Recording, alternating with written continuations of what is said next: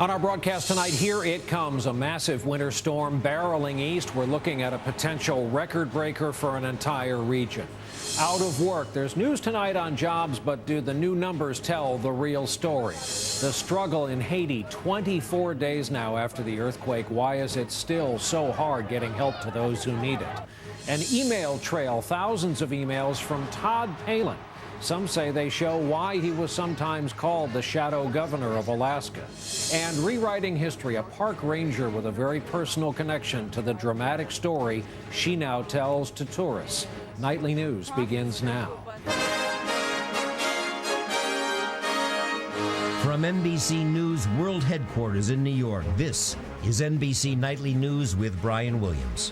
Good evening. It's often fashionable to make fun of Washington, D.C., how it's the center of power and how even an inch of snow, even a big rainfall, can almost paralyze the city. But tonight, that city and many others along the eastern seaboard are preparing for what is expected to be a history-making snowstorm. Blizzard warnings now posted for the nation's capital, north to Delaware, on up to the Jersey Shore. Predictions of as much as 30 inches of snow in the Washington, D.C. metropolitan area. It could take days to dig out, and before it's over, this storm will likely affect over 30 million Americans in its path. This is the White House. While we could still see it, snowfall could increase to a rate of 3 inches per hour at the height of this storm. We have it all covered tonight, starting with our own Tom Costello out in it in Washington tonight. Tom, good evening. Hi, Brian. This is a wet, heavy snow, the kind of snow they fear that might actually collapse roofs if it gets too big and too heavy. We can tell you that, in fact, they are looking at this to continue through the night. It's going to pick up. It's going to snow until 10 o'clock tomorrow night. In D.C. and the surrounding suburbs, this massive storm has already earned a TV nickname.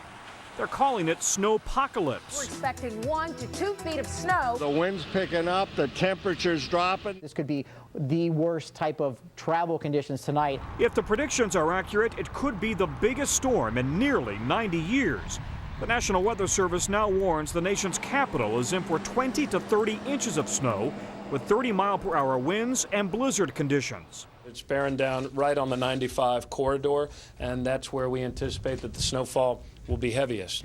Already, Maryland, Virginia, West Virginia, and D.C. have declared states of emergency.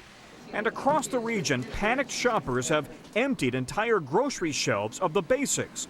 No lunch meat, no cheese, no veggies, nothing.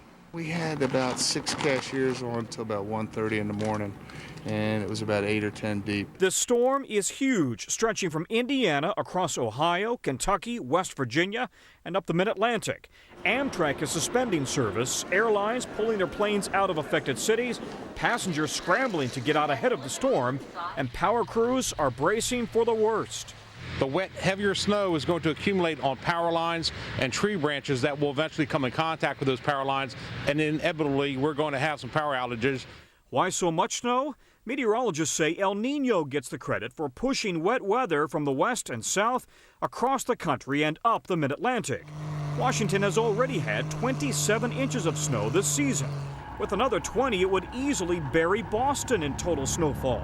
That would bring us up to the second snowiest winter on record in Washington, and the winter isn't over yet. D.C.'s biggest snowstorm on record, 28 inches in 1922, known as the Knickerbocker Storm after the roof of the Knickerbocker Theater collapsed, killing 98 people. Now, nearly 90 years later, Washington is shut down, bracing for Snowmageddon. Yeah, that's the other nickname for this storm. A typical season, we get 15 inches here in the D.C. Again, we've had 27 so far this season, and now we have at least another 20 on the way. Brian, back to you. We'll be talking about this winter for some time in Washington. Tom Costello starting us off. Tom, thanks.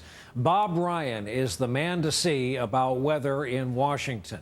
He's our veteran at WRC TV, Channel 4 in the D.C. area. He's been on the air for hours today. He'll stay on for hours all this weekend. Bob, you got 7 million people in just the area that's getting 20 inches or more. I didn't think it was possible to squeeze 3 inches an hour out of a snowstorm. We later on tonight, Brian, may be hearing thunder. And when these intense storms really intensify off the coast, it's called a meteorological bomb, that the storm intensifies so much. That can happen. Look, we're only a tenth of the way there. Look at the snowfall right now in Washington. Only 2 inches of snow. But there are now, indeed, as Tom mentioned, blizzard warnings, not only for Washington, but for coastal areas and also for around the Chesapeake Bay, because by late tonight, winds will be increasing 30 to 40 miles an hour. And it's not only Washington. There you can see the extent of the warnings and the blizzard warnings all the way from New Jersey to the Delaware coastline. There's the storm right now. It's in South Carolina.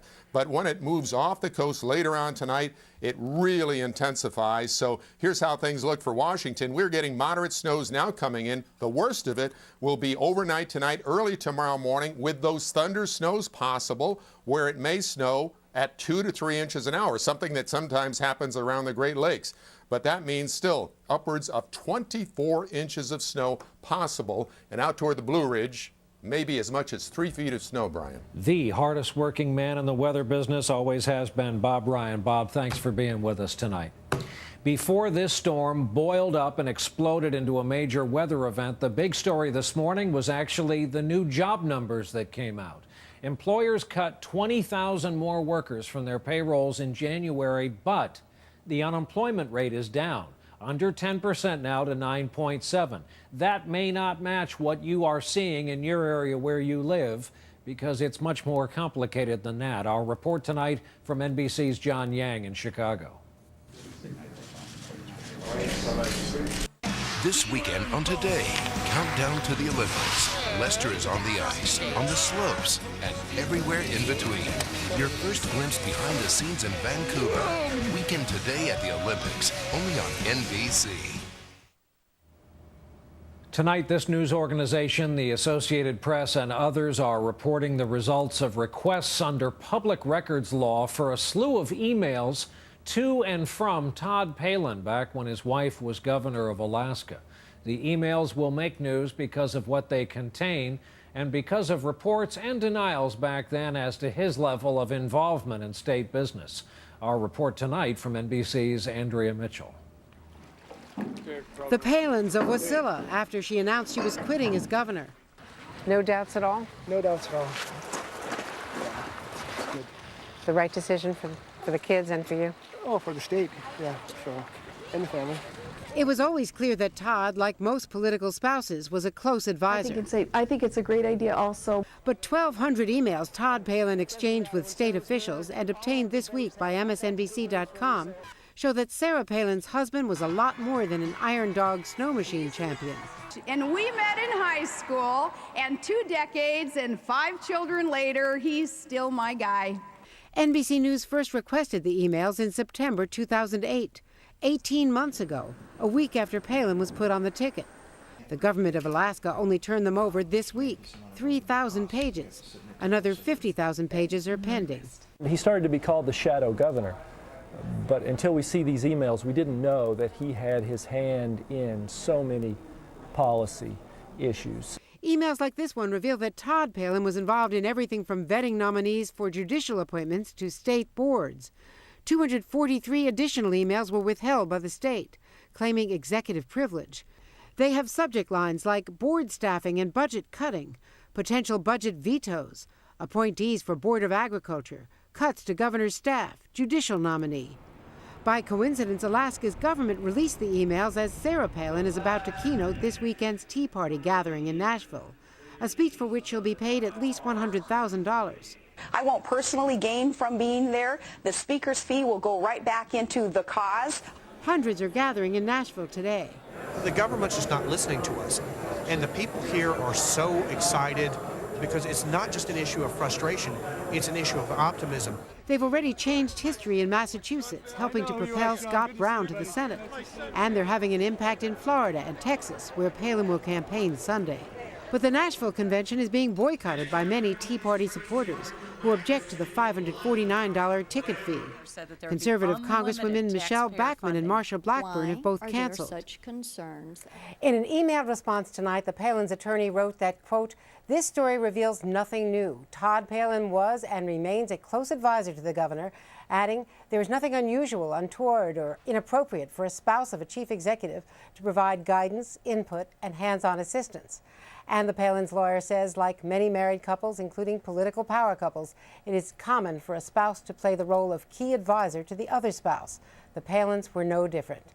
And tonight, it sure doesn't seem to be having any impact on Palin's followers. To them, she remains a huge political draw. By the way, we are posting the full emails and the Palin response on our website, nightly.msnbc.com. Brian? Thanks for your reporting, Andrea. Andrea Mitchell from our Washington newsroom tonight. We'll take a break. When we come back, a really close call in the parking lot at the mall. Well, this isn't supposed to happen. That's a piece of the fuselage from a 747 cargo plane that was flying over Miami, and if you'd been standing under that when it fell, you would have had a very bad day. Fortunately, no one was. It was 17 feet long, fell right off the bottom of an Atlas Air jumbo jet, landed in the parking lot of a Dillard's. If you've been to New Orleans on what passes for a normal day, please try to imagine what it's going to be like this Sunday when their beloved Saints go marching into the Super Bowl in Miami. They will meet, of course, the Indianapolis Colts in football's biggest contest of the year. The two pandas who were raised since they were babies in D.C. and Atlanta have now landed back in China. It was hard for both cities to say goodbye. They'd become beloved fixtures at the zoos there. But that was the original deal with China, where both pandas, now that they're older, are needed, how do we put this, to make more pandas and ensure the species always goes on. When we come back, a park ranger with a special connection to an event that changed American history and her own mother half a century ago. And she crossed. That's our broadcast for this Friday night and for this week. Thank you for being with us for all of it. Lester Holt will be here with you this weekend. I'm Brian Williams. We, of course, hope to see you right back here on Monday night. In the meantime, have a good weekend. Good night.